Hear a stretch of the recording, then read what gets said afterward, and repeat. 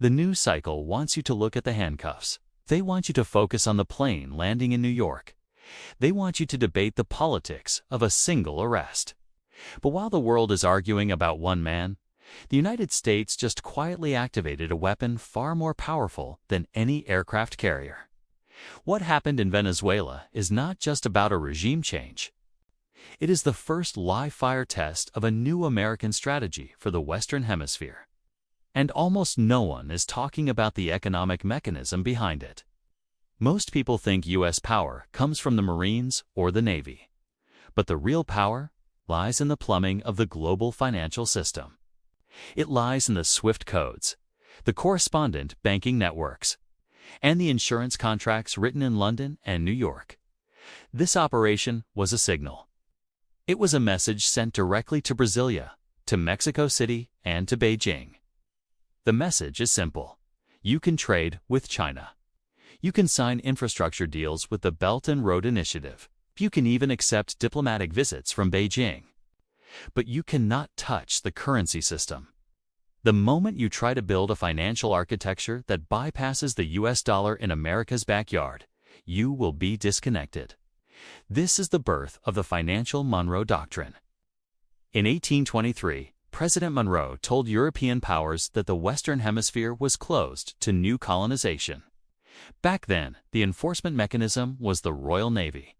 Today, the enforcement mechanism is the U.S. Treasury Department.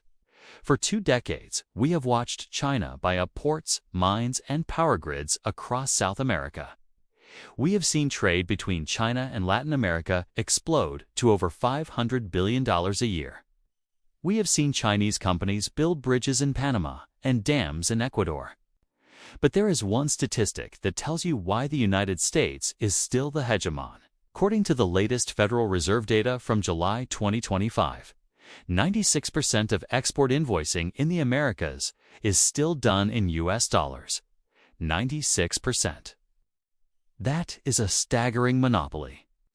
That means, despite all the speeches about BRICS, despite all the talk of a multipolar world, when it comes time to pay the bill, everyone still needs dollars. And that is exactly what the United States is moving to protect. Because if that number drops, if it falls from 96% to 80%, or 70%, the American capacity to finance its own debt evaporates. Today, I am going to walk you through the invisible war that is happening right now. Not on the battlefield, but on the balance sheet. We are going to look at the specific mechanisms the U.S. uses to choke off alternative currencies. We will examine why the petro-yuan is failing to launch in Latin America. And we will explain why this matters for your portfolio, your currency, and the future of the global order. The mechanism, the invisible choke point. To understand this war, you have to stop thinking like a soldier and start thinking like a banker. Modern economic warfare is not about blockades in the traditional sense. You don't need a destroyer to stop a ship. You just need to cut off the insurance. You don't need to bomb a central bank. You just need to revoke its correspondent banking license.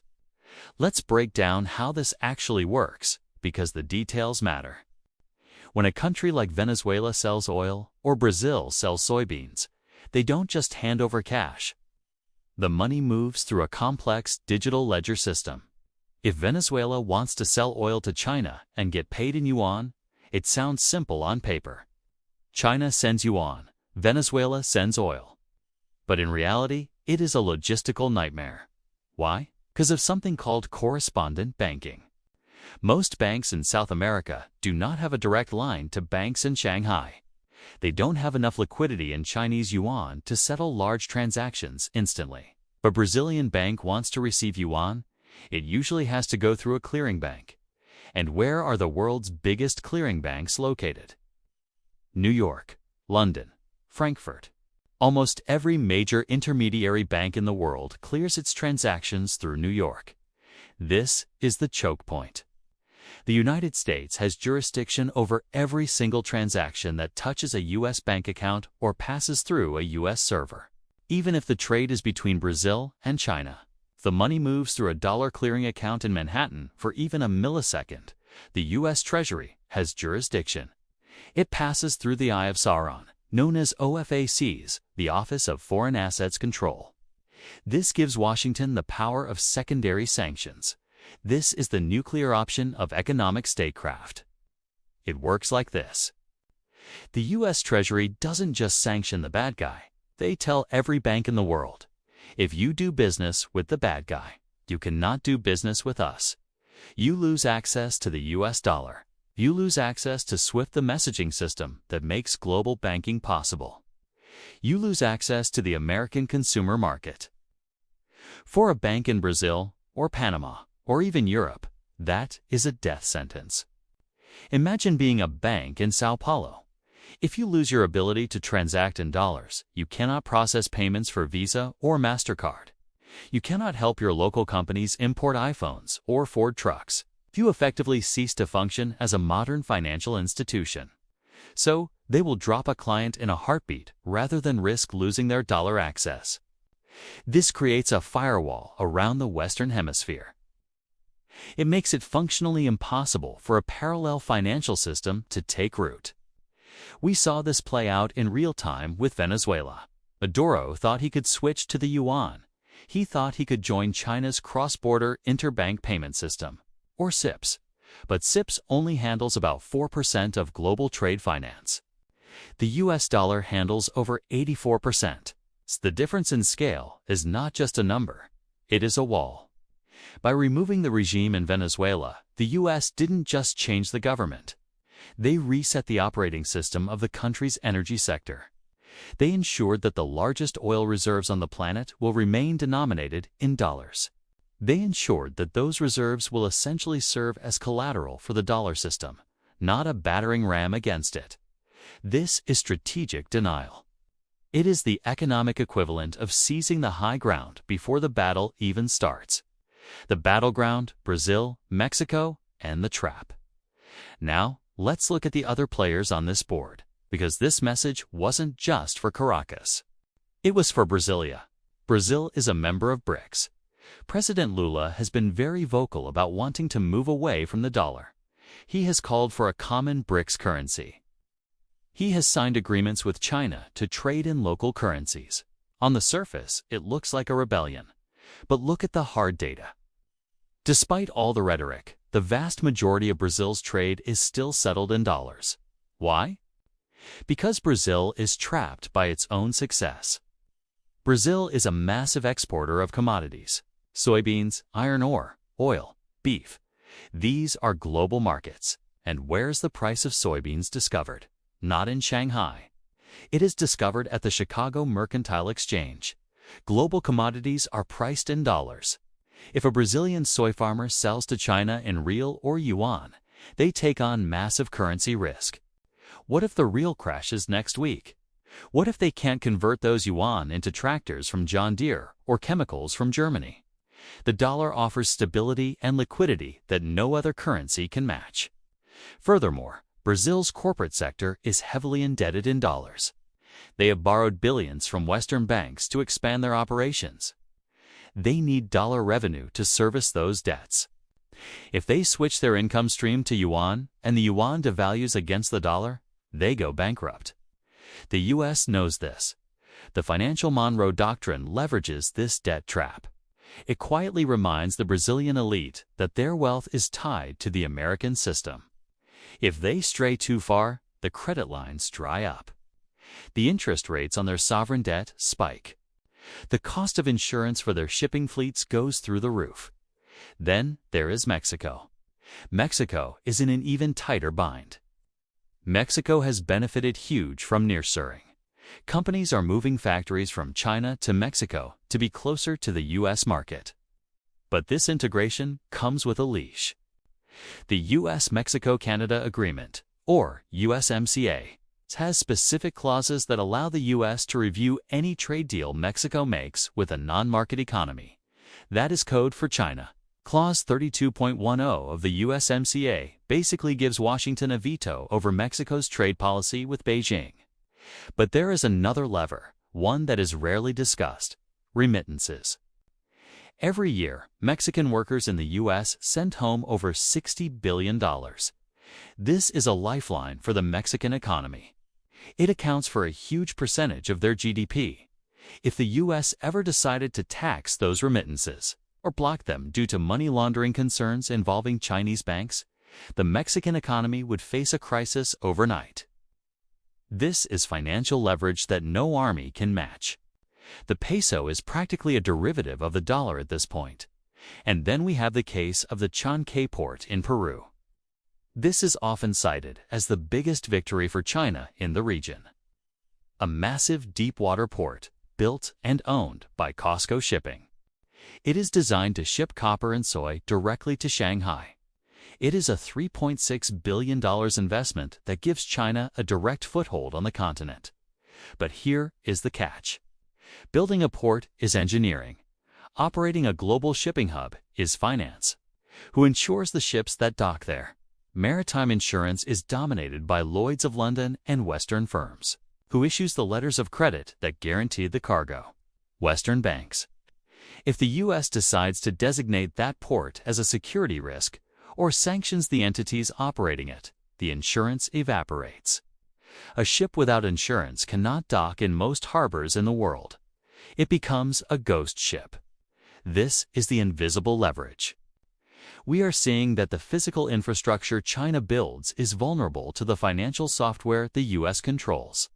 China can pour concrete, but the U.S. controls the flow of capital that makes that concrete profitable.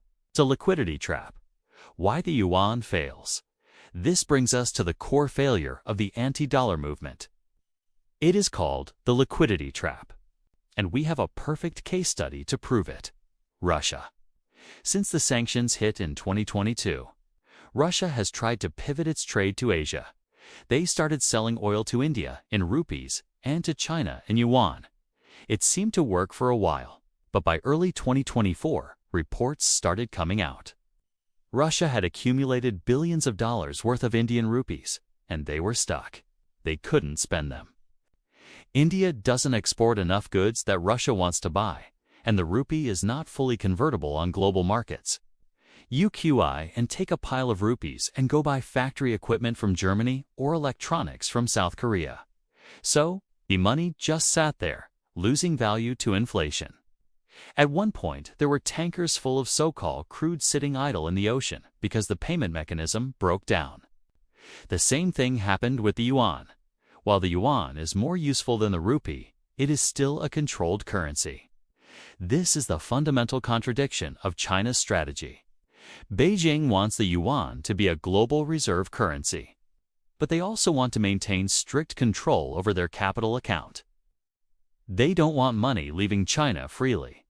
You cannot have it both ways. A reserve currency must be liquid. It must be freely convertible. You must be able to get out as easily as you get in. Right now, putting money into China is like checking into the Hotel California. You can check out anytime you like, but you can never leave. This scares the elites in Latin America.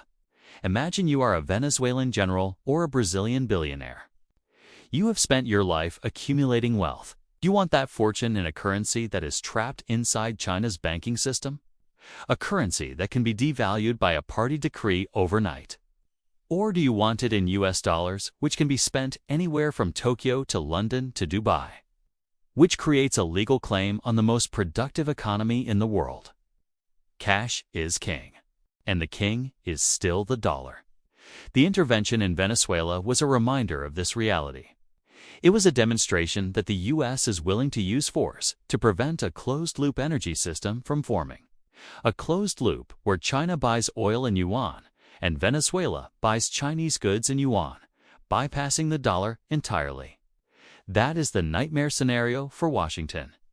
Because if that loop closes, demand for the dollar drops. If demand for the dollar drops, interest rates in the U.S. rise. The cost of funding the American government becomes unsustainable. The U.S. deficit is currently running at nearly $2 trillion a year. We need the world to buy our debt. We need the world to need dollars. So, the U.S. smashed the loop. They removed the political leadership that was trying to close it. And they are currently reinstalling a leadership that understands the rules of the game. The rule is, you can sell your oil to whoever you want, but the transaction clears in New York. The long-term cost. So, does this mean the dollar is safe forever? Does this mean the U.S. has one? In the short term, yes. The financial Monroe Doctrine is effective. It has successfully checked China's financial expansion in the Western Hemisphere. It has spooked the elites in the region back into line. Markets love it. The certainty of dollar dominance keeps bond yields lower than they otherwise would be. It keeps the cost of imported goods in America cheaper.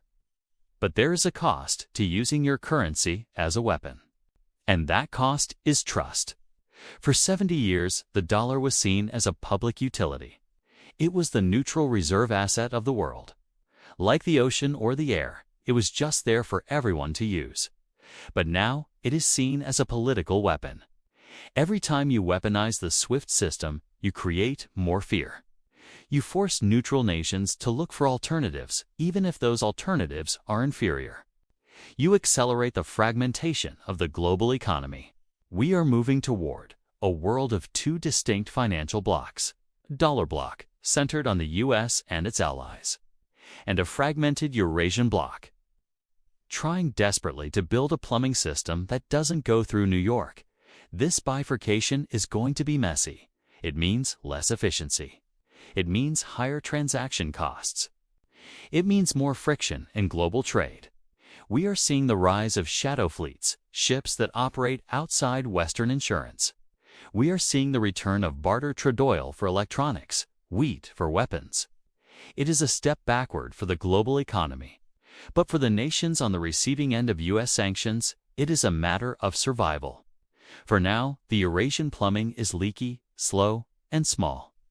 But the more the U.S. squeezes, the harder they will work to fix it.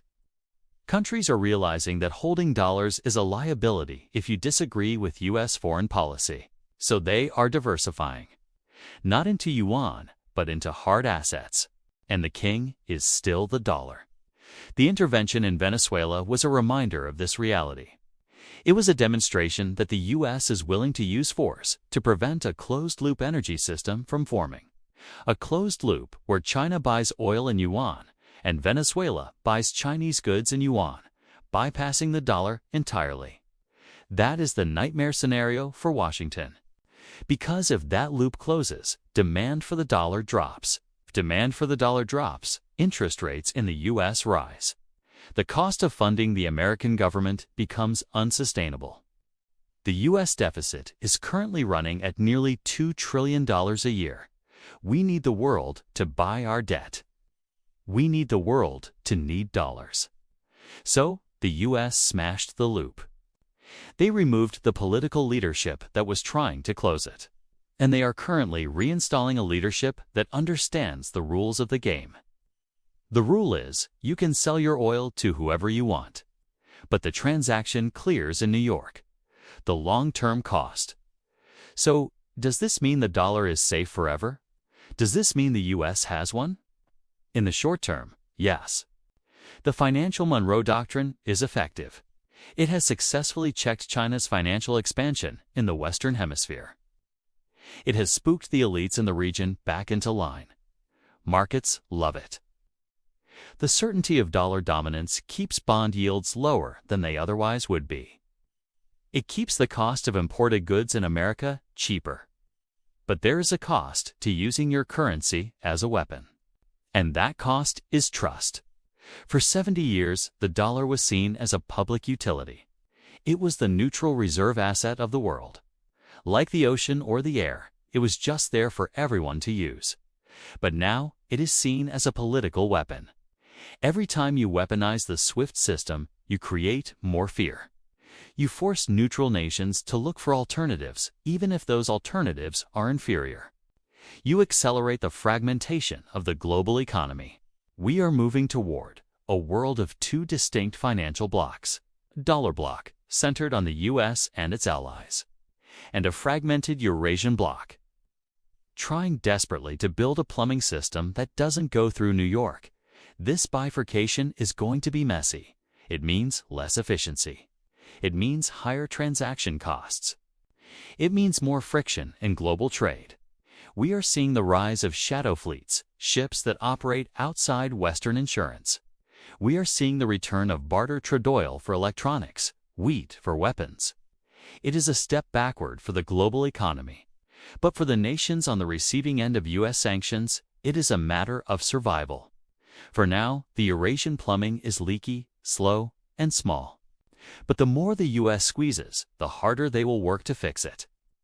Countries are realizing that holding dollars is a liability if you disagree with U.S. foreign policy. So they are diversifying. Not into yuan, but into hard assets. This victory in Venezuela buys time.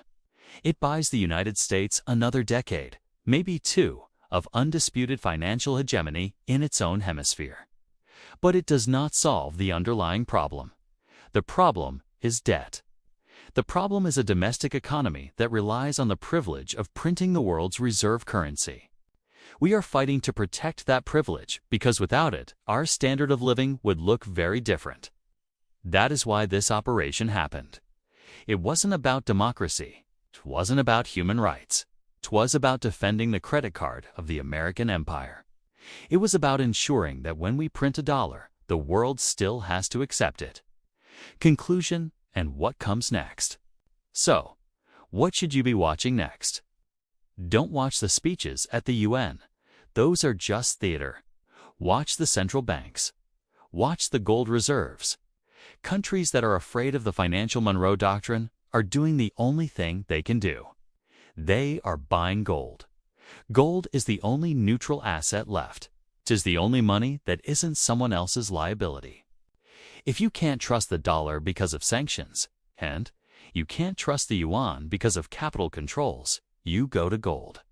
We are seeing central bank gold buying hit record highs. China, Poland, Singapore, India, they are all loading up. This is the silent protest against the weaponization of finance. For the individual investor, the lesson is clear.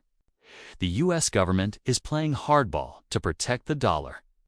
They are willing to topple governments to keep the system intact.